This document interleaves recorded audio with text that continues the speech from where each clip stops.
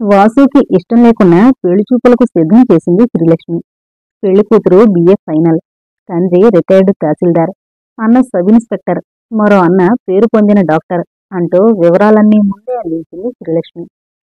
పెళ్లి చూపులు చాలా సింపుల్ గా అరేంజ్ చేశారు. పిల్ల తండ్రి, అన్నగారు, రాఘవరావు ముందున్న హాల్లో కూర్చున్నారు. పెళ్లి కూతురు వాసు, శ్రీలక్ష్మి, పెళ్లి కూతురు చిన్నన్నగారు డ్రాయింగ్ రూమ్ లో కూర్చున్నారు. ఈ ఏర్పాటు చాలా హాయిగా అనిపించింది. 1-2 సార్లు ఆ అమ్మాయిని చూడ్డానికి ప్రయత్నించాడు వాసు. కాని ఆ అమ్మాయి చిన్నన్న తననే గమనిస్తూ ఉంటే లాభం లేదని తన దృష్టిని మళ్లించుకున్నాడు. ఇది గ్రహించే కాబోలు ఆ చిన్నన్నయ్య, శ్రీలక్ష్మి అక్కడి నుంచి ముందు హాల్లోకి వెళ్ళిపోయారు. ఇప్పుడు గనుక ఈ అమ్మాయిని సరిగ్గా చూడకపోతే, ఒకవేళ అన్నయ్య ఈ సంబంధమే ఖాయం చేసుకుందాం అని పట్టుబడితే ఎలా అనుకుంటూ సోఫాలో సర్దు కూర్చుంటూ ఆ అమ్మాయి పాదాల వైపు చూశాడు. లైట్ నారింజ కలర్ ఎంబ్రాయిడరీ బోర్డర్ చీర ఆమె పాదాలను కప్పేసింది. అక్కడి నుంచి మెల్లగా, అతి మెల్లగా పైకి వెళ్లి ఆ అమ్మాయి కళ్ళు తనని ఢీకొనడంతో ఆగిపోయి ఉలికి పడ్డాడు. ఈ అమ్మాయి ఓ రోజు లైబ్రరీలో తను తీసుకున్న పుస్తకమే కావాలంటూ లైబ్రరీయన్తో ఫిర్యాదు చేసి ఆ పుస్తకం తనే తీసుకువెళ్ళిపోయింది. అవును, ఈ అమ్మాయే. ఆ రోజు ఒకరితో ఒకరు మాట్లాడలేదు గాని నిశితంగా చూసుకున్నారు ఒకరినొకరు. మరెప్పుడూ తటస్థపడలేదు కదూ అనుకుంటూ ఇద్దరూ ఒకేసారి చూడబోయి తమ దృష్టిని తిప్పేసుకున్నారు. గుర్తించిందా? అనుమానం వాసుకి. ఓ, ఈయనా అన్నది ఆ అమ్మాయి మనసు. మీరేమన్నా అడగదలిస్తే అడగచ్చు అంటూ ఆ అమ్మాయి చిన్నన్న కేక పెట్టాడు. 2 నిమిషాలు నిశ్శబ్దంగా గడిచిపోతుంటే మరోసారి వాసు దృష్టి ఆమె మీదకు మరలింది. చేతి ఉంగరాన్ని అటూ ఇటూ కదిలిస్తూ మునిపంటితో కింద పెదవిని నొక్కుతూ ఉండిపోయింది ప్రసన్నలక్ష్మి. మీరేమన్నా అడగాలనుకుంటే జవాబివ్వడానికి రెడీగా ఉన్నాను ఆమెనే చూస్తూ అన్నాడు. తెల్లని ముఖం, మరీ పెద్దవి కాని కళ్ళు, తీరైన పొలివరస. అందగత్తె కాదని ఎలా అండాం? తెల్లగా, సన్నగా, పొడుగ్గా ఉన్న ఆ చేతివేళ్లు చూస్తుంటేనే ఎంతో బాగున్నాయి. ఏం లేదు అన్నట్లు తల అడ్డంగా ఊపింది ప్రసన్నలక్ష్మి. మరి ఈ ఇంటర్వ్యూ ఎందుకు? నాకేం తెలుసు అన్నట్లు చూసింది అమాయకంగా. స్త్రీ కళ్లతోనే మాట్లాడుతుంది అంటారు, ఇదే కాబోలు. వాసు మనసులో కోటి మల్లెలు విరిశాయి. కాస్త చిన్నవైన కళ్ళు బాగున్నాయి కదూ అంది మనసు. మరి ఈ అందమంతా ఆ రోజు లైబ్రరీలో చూసినప్పుడు ఎక్కడ దాగింది? ఆనాడు నువ్వు సరిగ్గా చూడలేదు, ఆ దృష్టి వేరు. సోఫా మీద ఒక చెయ్యి ఆనించి మరో చేత్తో ఫ్లవర్ వాజులోని లిల్లీ రేకులను సుతారంగా స్పృశిస్తున్న ఆ యువకుణ్ణి చూస్తోంది ప్రసన్న మనసు. ఫుల్ సూట్లో, నల్ల బెల్టు, రిస్టు వాచి, నల్లగా నిగనిగలాడుతున్న బూటు. చాలా పొడుగ్గా ఉంటాడు కదా అనిపిస్తోంది. తెల్లటి బలమైన చేతులు ప్రసన్నకి కనిపిస్తుంటే 10 నిమిషాల కాలం ఇట్టే గడిచిపోయింది. ఆ ముఖం మీద కుడిపక్క ఏంటో ఆ మచ్చ. బహుశా హాకీ ఆటగాడేమో, ఆడేటప్పుడు దెబ్బ తగిలి మచ్చపడిందేమో. మనస్సు ఎన్నో ఆలోచనలు చేస్తోంది. మీ పేరడగచ్చా? అంతవరకు అతన్నే చూస్తున్న ప్రసన్న బెదిరిపోయింది. ఎంత సిగ్గు లేకుండా చూస్తున్నాను. ఎంత గడుసుతనంగా వేశాడో ప్రశ్న. ఇందాకట్నుంచి అడిగిన దానికల్లా అవును కాదు అన్నట్లు అడ్డంగానూ నిలువుగాను తల తాటిస్తుంటే ఇప్పుడెలా ఊహిస్తారో చూస్తాను అన్నట్లు ఉందా ప్రశ్న. ఎవరైనా వస్తే జవాబివ్వడం బాగుండదు అని వెంటనే చెప్పేసింది ప్రసన్నలక్ష్మి. ప్రసన్న మనసులోనే మననం చేసుకున్నాడు. మరి మరి ఇంకా అడగలేక ఆగిపోయింది. మరి అతను రెట్టించాడు. అర్థమైందిగా, పోనీ జవాబివ్వకూడదు. వాసు నవ్వుతూ ఊరుకున్నాడు. వాసు అంటూ శ్రీలక్ష్మి ఏదో చెప్పి తిరిగి ప్రసన్నలక్ష్మి వదినగారితో కబుర్లు మొదలుపెట్టింది. విన్నారుగా, మరి సెలవా అంటూ లేచి చేతులు జోడించాడు. ప్రసన్నలక్ష్మి తత్తరపడుతూ నిలబడింది. ప్రతి నమస్కారం చెయ్యాలనే సంగతి స్ఫురించేసరికి వాసు ఆ గది దాటి హాల్లోకి వెళ్ళిపోయాడు. ఎంత సంస్కారవంతుడు! ప్రసన్నలక్ష్మి మనసు రంగురంగుల ఊహాచిత్రాలతో తేలిపోతోంది. రాఘవేంద్రరావు, ప్రసన్నలక్ష్మి తండ్రి మరొకాయన గదివైపు వీపుంచి కుర్చీల్లో కూర్చున్నారు. వాసు వీరికెదురుగా కూర్చుని కాఫీ తాగుతున్నాడు. పైన ఫ్యానుగాలికి జుట్టు చెదరి నుదురుమీద పడుతుంటే పైకి తోసుకుంటూ పెళ్లికూతురు తండ్రి, అన్నగారు వేసే యక్ష ప్రశ్నలకి జవాబిస్తూ ఆ గోడలకున్న చిత్రాలను చూస్తూ కాఫీ తాగుతున్నాడు. ప్రసన్నలక్ష్మికి కిటికీలో నుంచి ఆ మూర్తిని ఎంత చూస్తున్నా తనివి తీరడం లేదు. గదిలో తనతో మాట్లాడినప్పుడు కంటే ఇప్పుడు సరిగ్గా చూసింది. వాసు కాఫీ తాగుతూనే కిటికీ వైపు చూశాడు హఠాత్తుగా. తను ఎంత టక్కును తప్పుకున్నా అతను గుర్తించే ఉంటాడు అనుకుంది. వాసు ముఖంలో లిప్తపాటు ఒక విధమైన వింతకాంతి మెరిసి మరుక్షణంలోనే తిరిగి మామూలుగా అయింది. కాఫీ తాగిన వేడికి పట్టిన చెమట తుడుచుకునే నెపంతో మరోసారి కిటికీ వైపు దృష్టి సారించాడు. ఈసారి ప్రసన్నలక్ష్మి తెలివిగా తప్పుకుంది. ఇంక మళ్లీ చూడలేదు వాసు. ముగ్గురు వెళ్లి కారులో కూర్చున్నారు. వాసు మరొక్కసారి వెనక్కి చూడకూడదా అనిపించింది ప్రసన్నకి. కాని అతను అలా చేయకుండానే కారు కదిలి వెళ్ళిపోయింది. కుర్రాడు చాలా బాగున్నాడు, మన ప్రసన్న పక్కన మంచి జోడి అంటూ తలో రకంగా వ్యాఖ్యానాలు వినిపిస్తున్నాయి ప్రసన్నకి. అన్నయ్య అంటుంటే ఏమో అనుకుంది కాని ఇంత బాగుంటాడని అనుకోలేదు. కుర్రాడు చాలా తెలివిగలవాడు నాన్నగారు.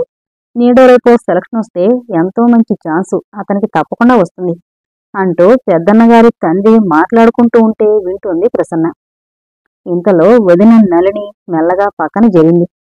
ఏవమ్మా, అర్ధమొగుడు నచ్చినట్లేనా అంటూ. ప్రసన్న జవాబు ఇవ్వలేదు. నాకెందుకు చెప్తావు? అయినా గదిలో ఒంటరిగా మీరిద్దరూ మాట్లాడుకోమని మేము ఏర్పాటు చేస్తే ఇద్దరూ అలాగే తలుపులు కిటికీలు లెక్కిస్తూ కూర్చున్నారేమిటి? ఎలాగైనా మంచివాడు గనుక ఆ అబ్బాయే ధైర్యం చేసి ఏదో అడిగాడు కదూ. నేను ఈ తలుపుల పక్కనే ఉన్నా, ఒక్క మాట వినిపిస్తే ఒట్టు.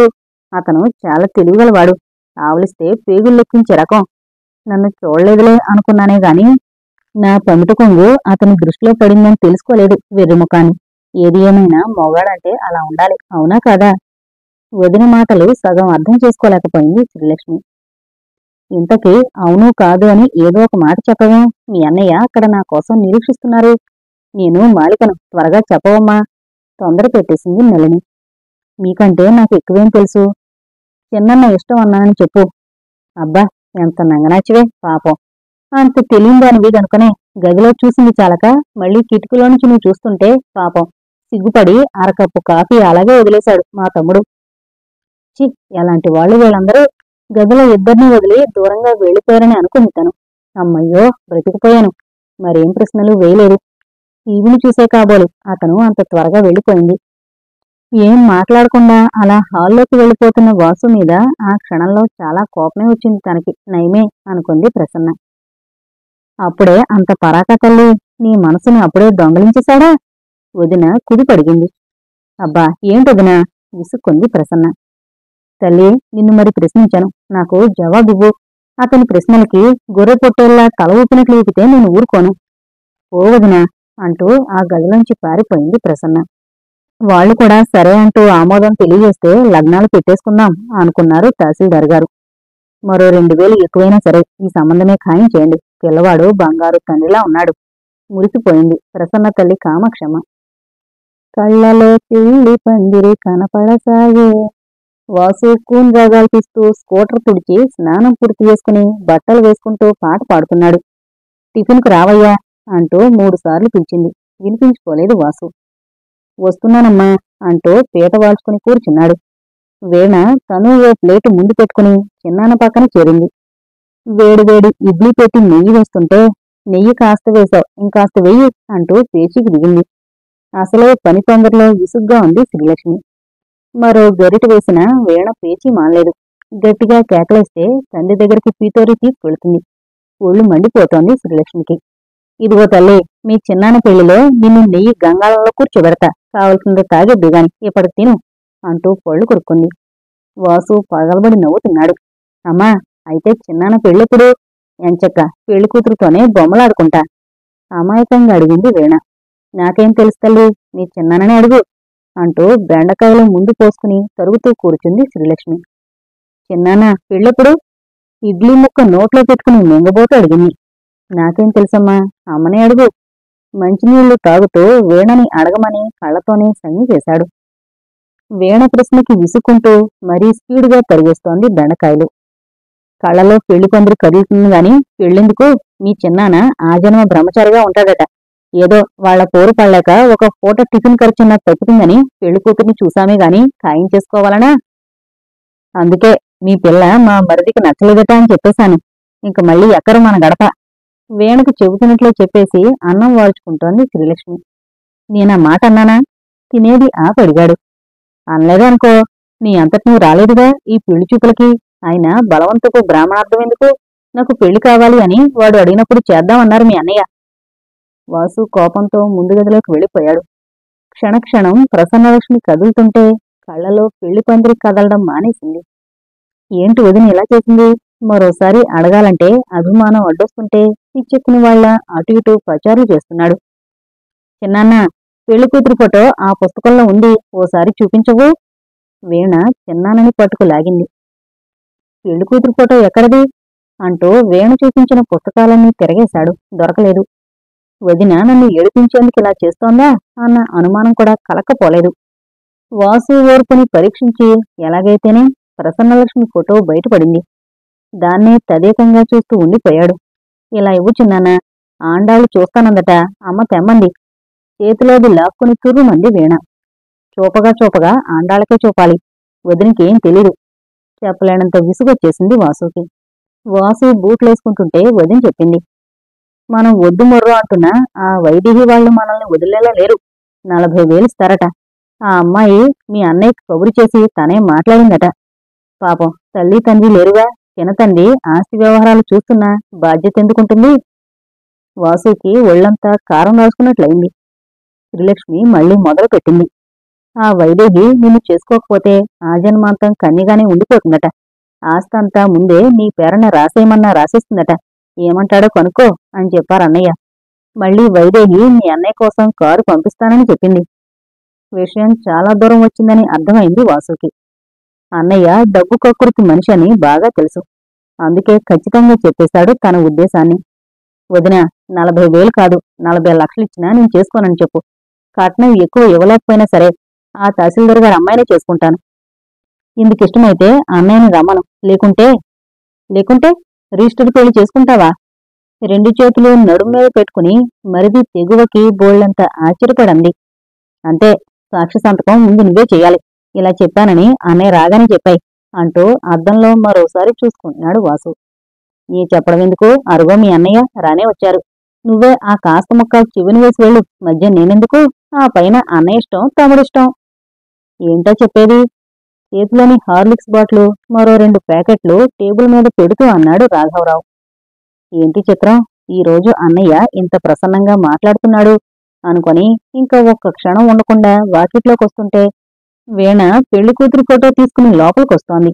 తల్లి, నీకు బోల్డని చాక్లెట్లు తెస్తానమ్మా అంటూ ఆ ఫోటో లాక్కుని ప్యాంటు జేబులో దూర్చేసి స్కూటర్ ఎక్కాడు వాసు. వాసుకి టైప్ మిషన్ ఇచ్చిన అతనికి జ్వరం నయమైంది. ఆ కాస్త సంపాదన పోయింది. డబ్బును సంపాదించే అవకాశాలు ఏవి అని తీక్షణంగా ఆలోచించడమే గాని అవకాశం దొరకడం లేదు. పోస్టాఫీసు దగ్గర ఎవరన్నా ఉత్తరాలు రాయించుకుని ఏ కాస్తైనా ఇవ్వరా అని 4 రోజులుగా తిష్టవేశాడు. ఇతని వాలకం చూసి పోస్ట్ మ్యాన్ వీరభద్రం విరగబడి నవ్వాడు. సార్, ఇది అమెరికా కాదు, ఇండియా. ఇంతకీ మీరు చూస్తే ఈ డబ్బుతో బ్రతకాలనే స్థితిలో లేనట్లు కనిపిస్తున్నారు. ఇంట్లో అమ్మ మీద అలుగొచ్చిన బాపతలా ఉంది. అనుమానంగా వాసుని చూస్తూ అన్నాడు. నా ప్యాంటు షర్టు ఈ వాచ్ చూసి ఈ అభిప్రాయం ఏర్పరచుకున్నావులా ఉంది. ఇవన్నీ అన్నయ్య. అవే కాదు, ఆ స్కూటర్లో వచ్చిన మిమ్మల్ని ఏ వెధవకి 4 అణాలిస్తాను, ఉత్తరం రాసిపెట్టు అనగల ధైర్యం ఉంటుందండి? నిజమే, పొరబాటే. ఇంక రేపట్నుంచి ఇలా రాను.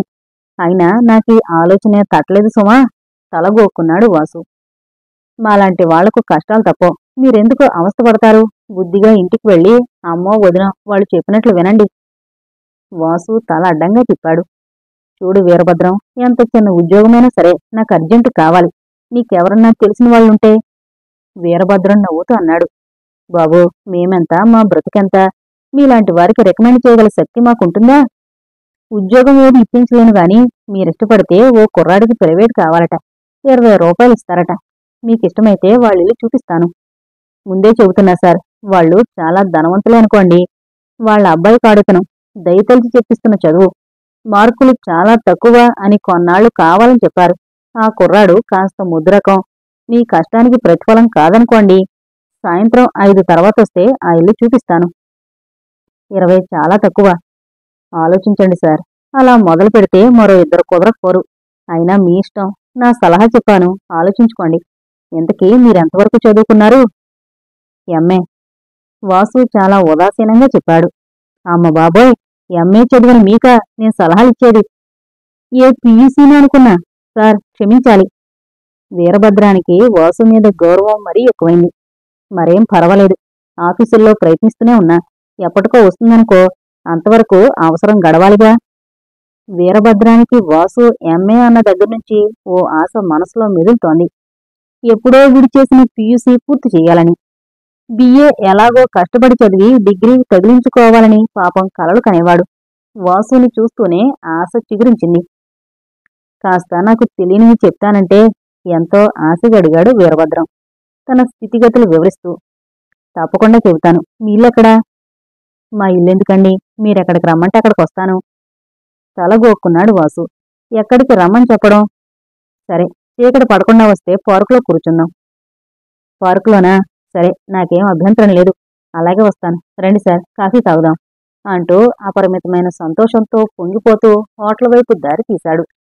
మరోసారి తప్పకుండా వస్తాను, సరేనా అంటూ గబగబా వెళ్ళిపోయాడు వాసు. ప్రపంచంలో మంచితనం చచ్చిపోలేదు, ఇది నిజం. వాసు వెళ్ళిన వైపే చూస్తూ అనుకున్నాడు వీరభద్రం తృప్తిగా.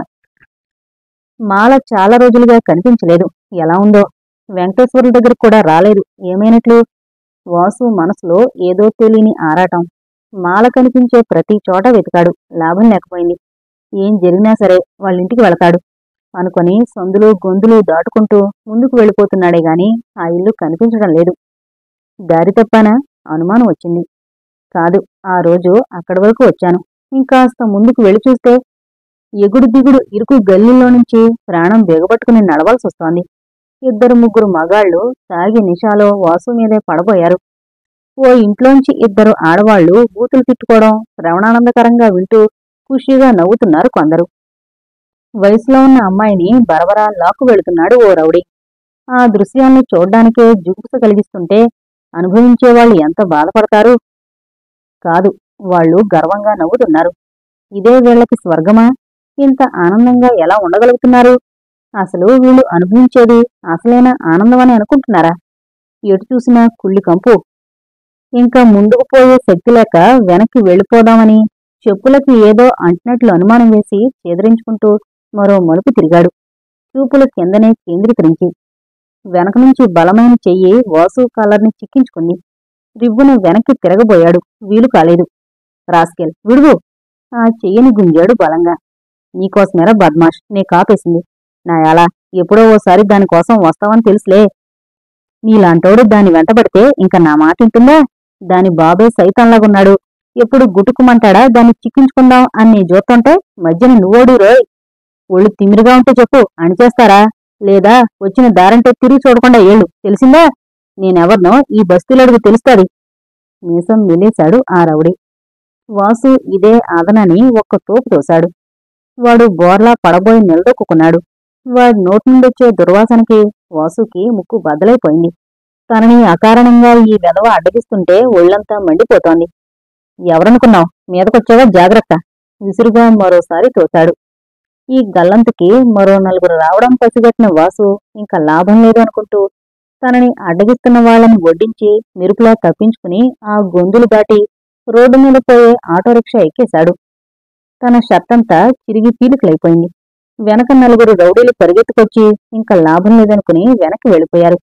ఆ వెధవ తోసినప్పుడు గోడ మీద పడ్డం వల్ల చేతులు గీసుకుపోయి రక్తం చిమ్ముతున్నాయి. వెంకటేశ్వర్ల దగ్గరికే వెళ్ళాడు. వాసుని చూస్తూనే వెంకటేశ్వర్లు హళ్ళిపోయాడు. ఏంటి గురు? ఏం లేదు గాని మాల కనిపించిందా? 4 రోజుల క్రితం కనిపించింది. ఏం చేస్తుందట? ఈ రోజు నేను ఎంత వెతికినా కనిపించలేదు. నువ్వేమో పెళ్లి చూపులు చూస్తూ ప్రపంచమే మరిస్తివి. రెక్కాడితే గాని డొక్కాడిని పేదవాళ్ళకి 4 రోజులు గడవడం అంటే మాట్లా? ఆ సినిమా హాల్లో ఉద్యోగం పోయిన తర్వాత సరైన పనే దొరకలేదు. పని మనిషిగానైనా సరే చేస్తానని ఎందరి ఇళ్లకో వెళ్లి అడిగిందట. కొందరు ఖాళీ లేవంటే మరికొందరు మాలని చూస్తూ మూతి తిప్పేస్తూ సోకులాడివి, నువ్వేం పనిచేస్తావు ఓపో అన్నారట మరికొందరు. మా ఆవిడ పురిటికెళ్ళింది. వచ్చే వరకు అన్ని పనులు చేసిపెట్టు, తిండి బట్ట ఇస్తాను, సినిమాలు కూడా చూపిస్తాను అన్నారట. అందమైన ఆడపిల్లకి అంట్లుతోనే పనైనా సరే తేలిగ్గా దొరకదు. వింటూ కూర్చున్నాడు వాసు. తండ్రి అవిటివాడైనా గాంటు గాంటు అంటాడు. ఇరుగు పొరుగు దరిద్రులు. తనట సైకిల్ నేర్చుకుని రిక్షాలాగి సంపాదిస్తుందట. విన్నావా మాల ఆలోచనలు? అది మాత్రం తేలిగ్గా ఉందా? లైసెన్స్ కావద్దు? ఆడోళ్లకు రిక్షా లైసెన్స్ ఇచ్చే రూలు మాకు లేదు. పై ఆఫీసర్కి చెప్పుకో అన్నాడట.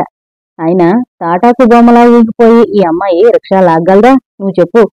నేను ఆ పని చేయకమ్మా, మరోటి చూస్తాం. వాసుబాబు కొంత డబ్బు తెస్తాడు, దాంతో కాలక్షేపం చెయ్యి. ఈ లోపల ఏదో ఒకటి దొరక్కపోదు అన్నాను. నాకెవ్వరి డబ్బు అక్కర్లేదు. సంపాదించుకుంటే తింటాం, లేకుంటే పొత్తులుంటాం. వాసుబాబుని నా కోసం కష్టపడద్దని చెప్పండి అంది. వెంకటేశ్వర్లు చెప్పేది వింటూ నల్లరాయిలా కూర్చుని ముందున్న స్టూల్ మీద పిచ్చిగెత్తలు గీస్తున్నాడు వాసు. ఏ క్షణానని పాలబడిందో గాని అప్పట్నుంచి మంచిగా బ్రతకాలి, ఎంత కష్టాన్నైనా సరే సహించాలి అని పట్టుదల పట్టింది. పాపం చాలా ఇబ్బందులకు గురవుతుందిరా వాసు. నేను తెలియక అలా దొంగతనం చేస్తుంటే ఎప్పుడో ఒకసారి పట్టుబడేదాన్ని. పోలీసులకు చిక్కితే నా జీవితం ఎంత అధ్వానంగా మారేదో ఊహించుకుంటే ఎంతో ఏడుపొస్తోంది. వాసుబాబు దేవుళ్ళ అడ్డం పడి నన్ను చక్కదిద్దాడు. ఆయన మేలు ఈ జన్మలో కూడా తీర్చుకోలేను అంటోంది. దీర్ఘమైన నిట్టూర్పు విడిచాడు. ఆ అమ్మాయికి ఎంతో సహాయపడాలని మనసులో ఉన్న భగవంతుడు అవకాశాన్ని ఇవ్వడం లేదు. వాసు, అదోలా ఉన్నావు, ఈ కోకోకోలా తాగు అంటూ అందిస్తుంటే, వద్దు వెంకటేశ్వర్లు, అసలు మాలతిని ఆ పరిసరాల్లోంచి బయటకు తీసుకురావాలి. దరిద్రపు పొరుగు. ఓ 20 రూపాయల్లో గది చూడు, అద్దే నేనిచ్చేస్తాను. ప్రైవేట్ ఒకటి చూసుకున్నాను, మరోటి వీరభద్రం ఇప్పిస్తానన్నాడు. రెండూ కలిపి 50కి తక్కువ రావు, వాళ్ళిద్దరికీ సరిపోతాయి. అలాంటి పొరుగులో ఏ ఆడపిల్ల పొరుగుగా బ్రతకలేదు. ఈ రోజు వాళ్ళ రక్తం కళగీసేవాణ్ణి, కానీ మాలకి ఇబ్బంది అవుతుందని ఆ వెధవల్ని వదిలేశాను. ఒక డబ్బుకే కాదు, మాల చాలా వాటికి కష్టపడుతోంది. ఇంతకీ ఈ రోజు ఏం జరిగింది? జరిగింది చెప్పేశాడు వాసు. వెంకటేశ్వర్లు కళ్ళు తేలేశాడు. మిత్రుని గట్టిగా పట్టుకుని అన్నాడు. వాసు, అక్కడికి మరిప్పుడు వెళ్ళబోకు. నీలాంటి వాళ్ళు వెళ్లదగ్గ స్థలం కాదు. చాలా అదృష్టవంతుడు. వాడు చాలా పచ్చిరౌడి తెలుసా? వాళ్లతో చేతులు కలిపితే ఎంత ప్రమాదమో తెలుసా? మరీ హెచ్చరించాడు వెంకటేశ్వర్లు. పాపం మాల ఎలా వేగుతోందో. కోపిష్టి తండ్రి ఒకవైపు, ఈ రౌడీ ముఖం మరోవైపు. వాసు ఆవేదన చెందాడు. మొన్నటి వరకు తండ్రి పెద్ద పులిలా బిడ్డని రక్షించుకున్నాడు. ఈ పక్షవాతం వచ్చిన తర్వాత పాపం ఆ ముసలాయనికి సంపాదన పోయింది. కూతురి సంపాదన మీద బ్రతకాలంటే యమబాధ పడుతున్నాడు. వెంకటేశ్వర్లకి బేరం రావడంతో తన పని చూసుకుంటున్నాడు. మాల ఎప్పుడు వచ్చిందో పక్కన నిల్చునుంది. వాసు, మాల ఒక్క క్షణం ఒకరినొకరు చూసుకున్నారు. వాసుబాబు, ఈ రోజు ఎంత అపాయం నుంచి బయటపడ్డారు? మీరసలు అక్కడికి ఎందుకొచ్చారు? చాక్లెట్లు, పాన్లు అంటూ వచ్చిన వాళ్ళు ఆ ఇద్దరిని వింతగా చూస్తుంటే వాసుకి చికా కనిపించింది. మాల, నీతో మాట్లాడాలి, అలా వెళదాంరా అంటూ వెంకటేశ్వర్లతో చెప్పి అక్కడ దగ్గరలోనే ఉన్న పార్కులోకి వెళ్లి పచ్చగడ్డిలో కూర్చున్నారు. మాల ముడుచుకుని కూర్చుంది. మాల, ముందు నువ్వు ఆ ఇల్లు మార్చేయాలి. వెంకటేశ్వర్లతో చెప్పాను. మీ నాన్న అభ్యంతరం పెడతాడా ఇల్లు మారేందుకు? అసలు నేనొచ్చి ఆయన్ని ఒప్పిద్దామని అనుకునే అక్కడికొచ్చాను, కానీ మధ్యలోనే మొహం కప్పుకుని వెక్కి ఏడ్చింది మాల. వాసు కంగారు పడ్డాడు. ఏమైంది? ఎందుకు ఏడుస్తున్నావు? నేనొచ్చేసిన తర్వాత ఆ వెధవలు నిన్నేమైనా అన్నారా? లేదు అన్నట్లు తల అడ్డంగా ఊపింది. మరి ఈ పాపిష్టిదాని మూలంగా మీలాంటి మంచివారికి తేలిగ్గా నవ్వేశాడు వాసు. మరేమనుకున్నాను, పర్వాలేదు, నువ్వు బాధపడకు. నువ్వు సంపాదనకంటూ బయటికి రావద్దు. నాకు ప్రైవేట్లతో నెలకి 50 రూపాయలు వస్తాయి. దాంతో జాగ్రత్తగా గడుపుకోండి మీరిద్దరూ. ఆ తర్వాత నాకు మరో మంచి ఉద్యోగం ఎలానూ దొరుకుతుంది.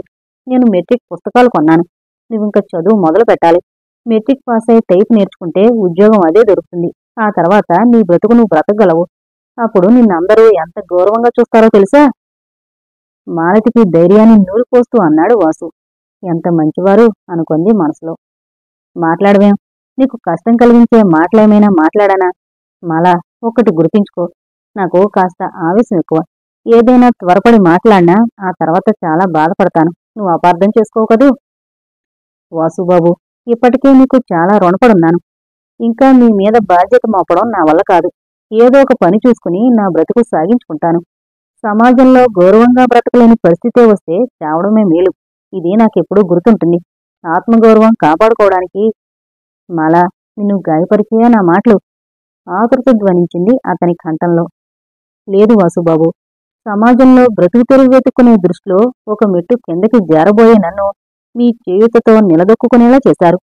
అందరూ చేతులు కాలిన తర్వాత ఆకుల కోసం వెతుకుంటారు. నాకా స్థితి కలగకుండా రక్షించిన మీకు ఏం చెప్పి నా కృతజ్ఞతలు తెలుపుకోను? ఇంకాపే, మరో మాట మాట్లాడద్దు. మన పరిచయం మంచికో చెడుకో ఇప్పుడు నాకు తెలీదు. ఇంకా స్థిరత్వం పొందని నువ్వు ఇప్పుడే నన్ను దూరంగా పొమ్మని శాసించకు.